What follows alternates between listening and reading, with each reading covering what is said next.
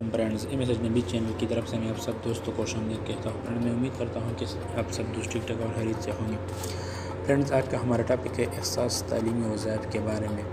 تو اس ویڈیو میں آپ لوگوں کو بتانے والا ہوں کہ کون سے لوگ اس کے لیے اہل ہیں، کون سے بچے، سرکاری اسکول والے بچے یا پرائیویٹ اسکول والے بچے، کرائیٹیریا کیا ہے، کیا شرائط ہے کہ اس سے مطلب مستفید ہو سکتی ہے۔ تو سارے ڈیٹیل اس ویڈیو میں موجود ہے، ویڈیو آخر تک دیکھیے تاکہ آپ لوگوں کو سب کچھ سمجھ آ سکے۔ تو چلتے اور ویڈیو سٹارٹ کر لیتے۔ سب سے پہلے اہلیت کا معیار جانتے ہیں کہ اس کے لیے کون سے لوگ اہل ہیں۔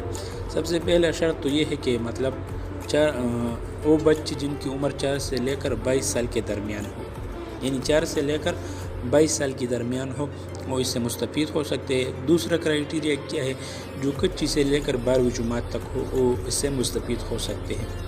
نمبر ایک شرط یہ ہے کہ آپ کا عمر جو ہے نا 4 سے 22 سال کے درمیان ہونا چاہیے، اور دوسرا جو ہے نا یعنی 12ویں سے لے کر کچی سے لے کر 12ویں تک زیر تعلیم ہونا لازمی ہے۔